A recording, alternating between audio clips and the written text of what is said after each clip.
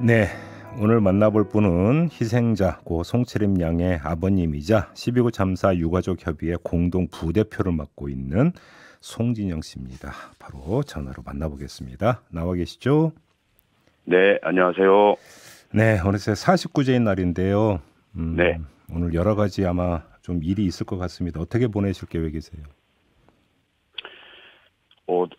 대전에서는 어제 이 추모제를 진행을 했고요. 네. 오늘은 저희 개인적으로 채림이 49제를 지내고 서울에서 6시 34분 최초 신고를 기준으로 해서 공동 추모회를 진행할 예정입니다. 오늘 추모제가 있죠, 또. 네. 예, 알겠습니다.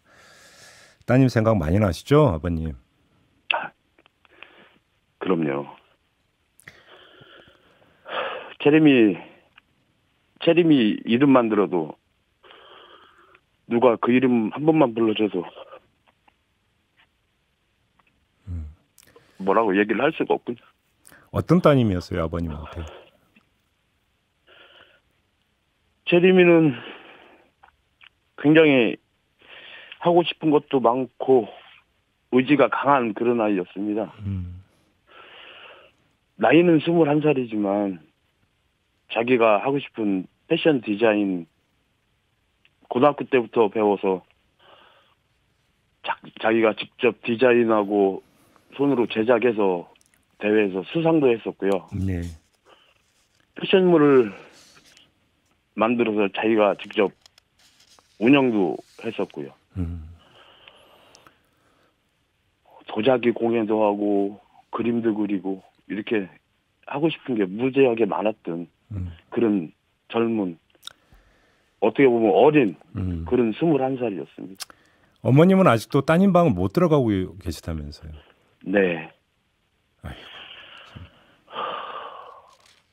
아직도 저희 유가족은 10월 29일입니다.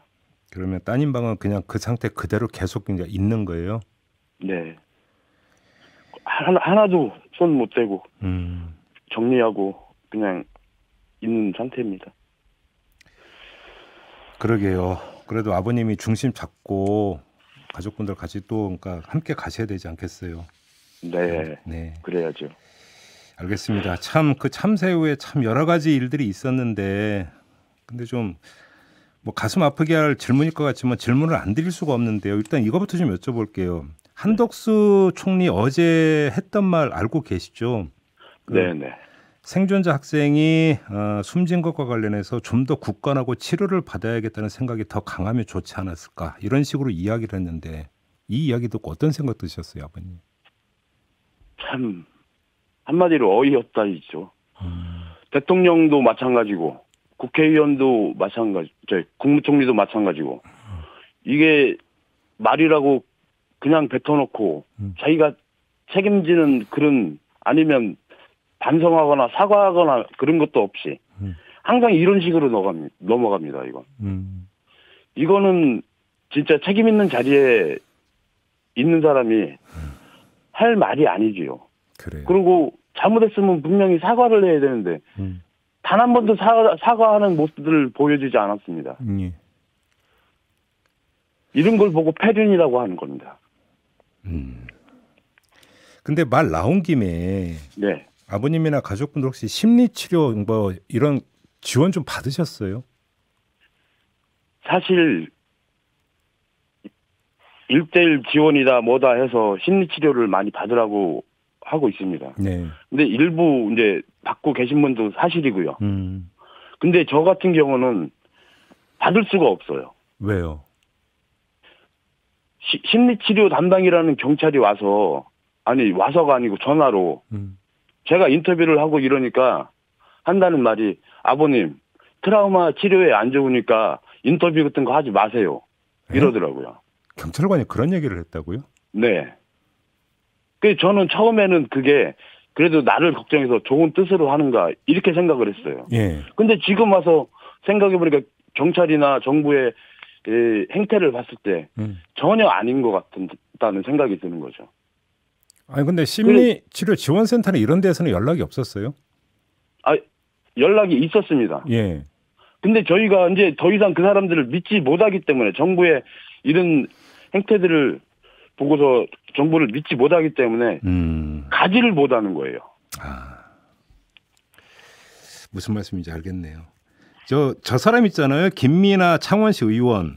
네. 유족분들이 지금 고발하셨잖아요. 유족분들이 네, 직접 고발했습니다. 고발한 건 첫 케이스로 알고 있는데. 네, 그렇습니다. 아, 심정이 어떠셨어요? 저희는 그 악성 댓글이나 네. 저 같은 경우는 개인적으로 댓글을 보지 않습니다. 그 거기에 상처받을 일도 없고요. 네. 그런데 이런 정치인들의 의도적인 갈라치기 하는 이런 행태들은 진짜 저희 유족들한테는 2차 가해가 되는 게 맞고요. 네. 이런 거는 앞으로도 누구를 막론하고 저희가 고발 조치하고 예.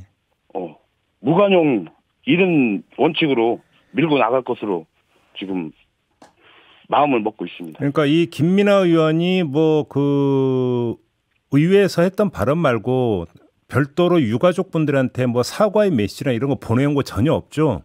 예, 그런 건 전혀 없습니다. 김민아 의원은 자기는 유족들한테 한 게 아니라 뭐 그 시민단체에다 한 얘기다 이렇게 그러니까 주장을 하던데 이건 어떻게 받아들이셨어요? 똑같은 행태이죠. 국무총리가 하는 행태나. 그래요.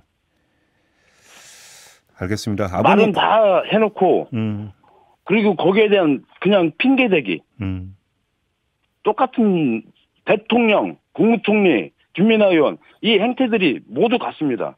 정진석 의원, 권성동 의원 하는 행태들이 저는 제가 보기에는 국민들을 향한 갈라치기 아주 정치적인 똑같은 행동이라고 생각합니다. 알겠습니다. 아버님 또 유가족협의회 부대표도 맡고 계시니까 협의회 관련 이야기 좀 한두 가지만 좀 여쭤볼게요, 아버님.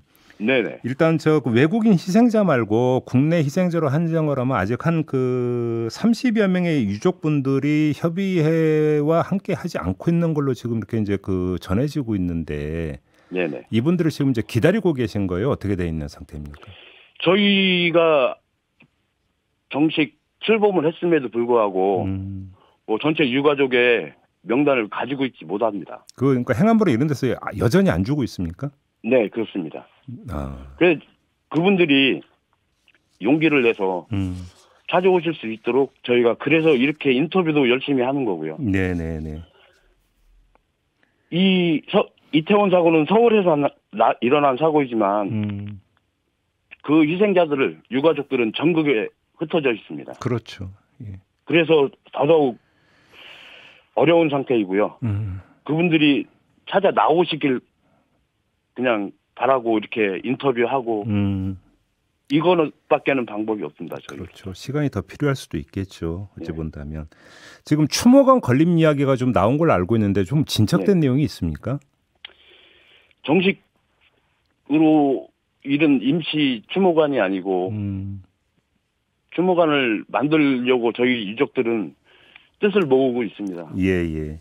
네, 현실적인 어려움과 이런 부분에 지금 계속 논의를 하고 있는 상태입니다. 일단 이제 그 계획 관련해서 유족분들 사이에서 이제 논의를 시작한 단계 이렇게 이해를 하면 되는 거죠.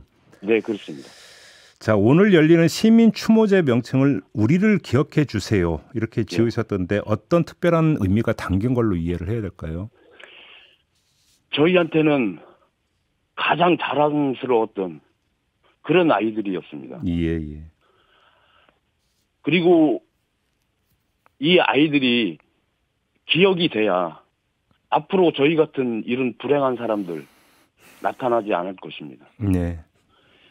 국민 여러분들이 오래오래 이런 아이들도 있었다는 걸 기억해 주시고 기억해 주셔야 또 이런 참사를 막을 수 있다라는 그런 의미에서 기억해 주세요라고 했습니다. 그러니까요. 바로 지금 아버님이 기억을 강조하셨는데 이번 참사가 역사에 어떻게 기록되기를 바라세요? 아버님 입장에서는. 158명의 건강했던 젊은이들 그 죽음을 저희는 기억해야 합니다. 그리고 그래야 이런 참사가 다시 일어나지 않고요. 예. 이 말도 안 되는 진짜 황당한 공권력의 부재. 이 원인이 기본적으로 대통령 사과문 이런 거로 기록에 남아. 두고두고 저희 후대 사람들까지도 알아야 이런 사고가 안 일어날 거라고 생각을 하고요. 그렇게 오래오래 기억되어졌으면 좋겠습니다. 알겠습니다.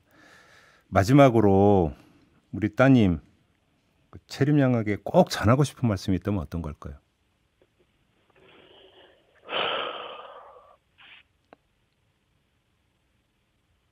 채림아,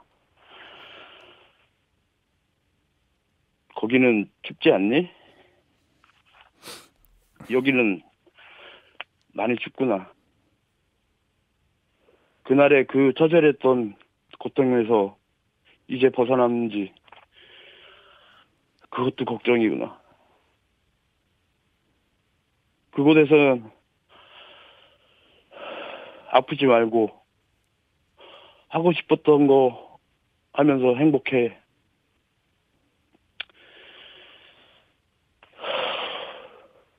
평소에 잘 못했던 말, 채림아. 사랑한다. 채림아. 사랑했다. 채림아. 기억할게.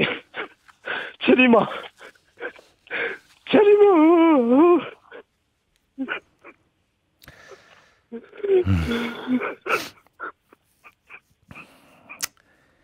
알겠습니다. 아버님. 네.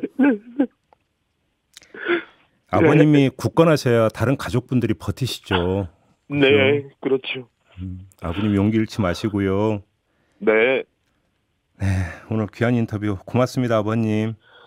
네, 감사합니다. 네. 12구 참사 희생자 고 송채림 양의 아버님 송진영 씨 만나봤습니다.